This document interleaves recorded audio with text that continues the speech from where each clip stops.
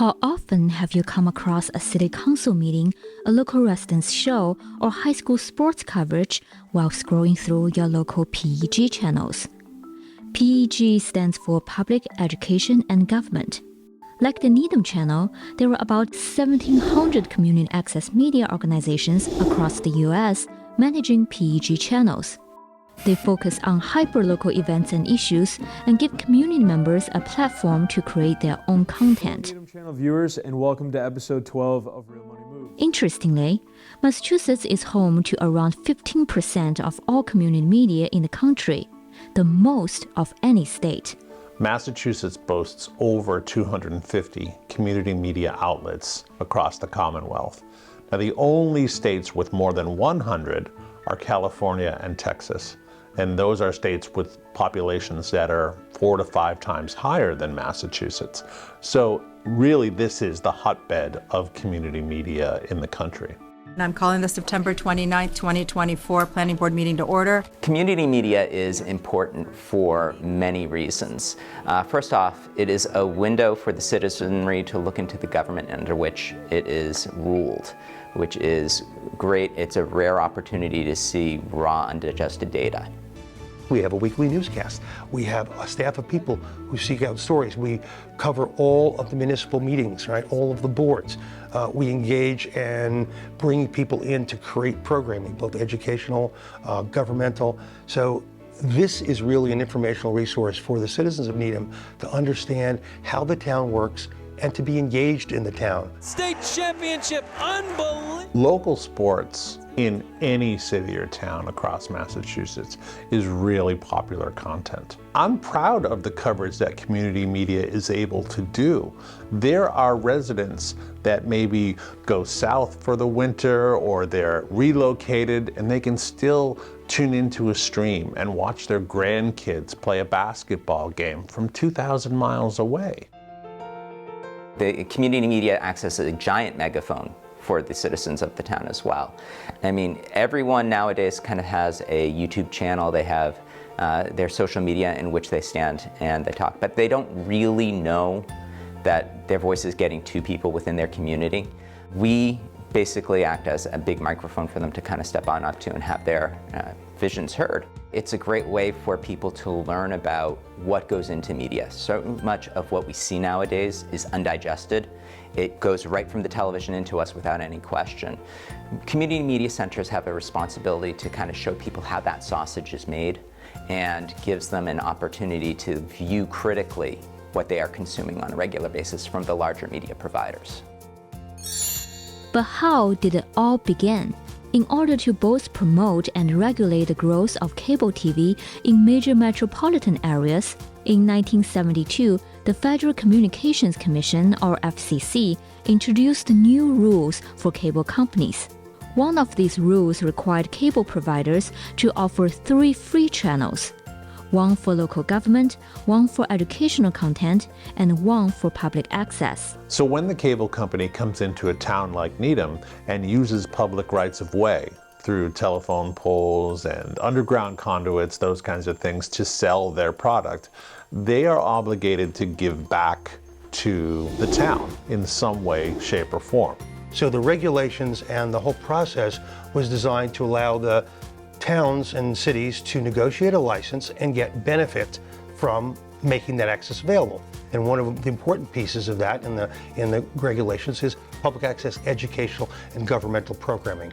In 1984, Congress passed the Cable Communications Policy Act, which reaffirmed municipalities' authority to require PEG channels. This act also created a funding model through a franchise fee, allowing cities and towns to collect up to 5% of a cable company's gross revenue to support these channels. So cable subscribers end up footing the bill for 90% or more, oftentimes much more, for community media stations in their community. The biggest source of revenue is the 5% that the cable providers pay of the cable TV revenues. The other areas in which we can receive funding is either through sponsorships, communities, companies coming on in and offering in exchange for a donation, a mention at the beginning of a program or a series, that sort of a thing. We also are able to sell copies of our program, either on DVD or on Blu-ray, but it is really just for the media itself and the service of copying the program that we can charge for that, and then through private donations as well. But all three of those venues represent a very, very small part and a very unreliable part of our revenue system.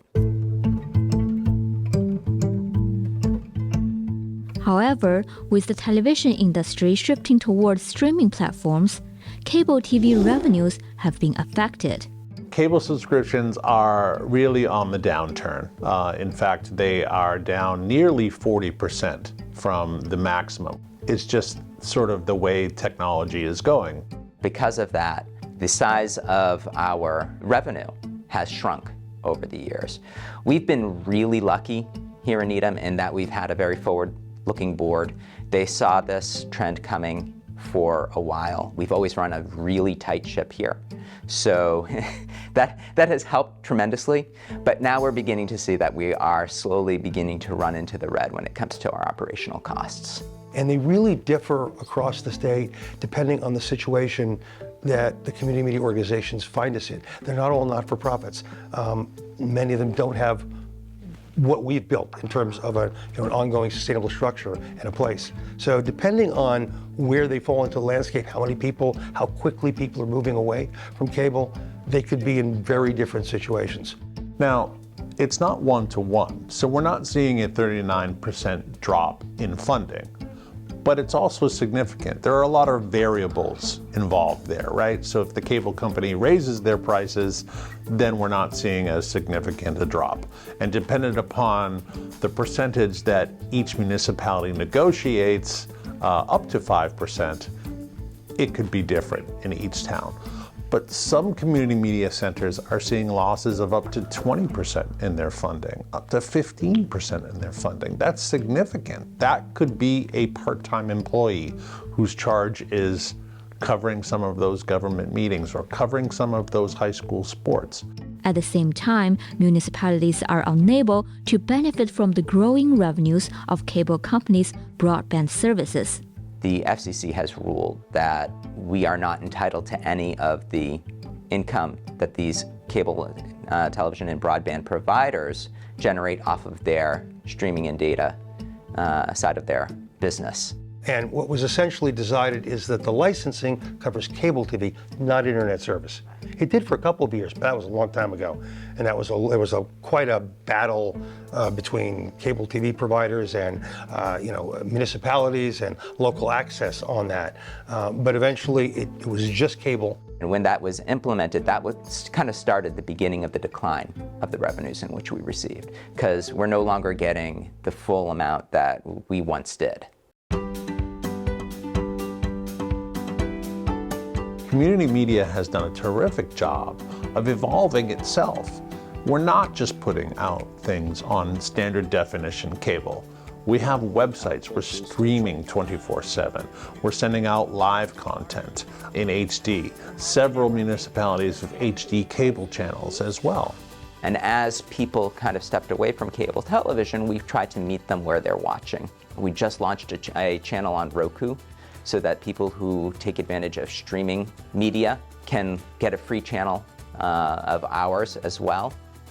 One of the things that we had noticed in recent years, our community was not immune to the whole phenomenon where local papers were dying off because of the lack of being able to fund themselves within the community. We kind of jumped on in there and we launched a new news initiative within the past year called Needham Local, which will help to kind of fill that gap. We've been extremely lucky here in Needham to be very forward-looking and to be able to kind of smooth out the patch of rocky road that we're kind of currently on. But when you look at what we offer the town and look at how we're getting funded, there is a disconnect.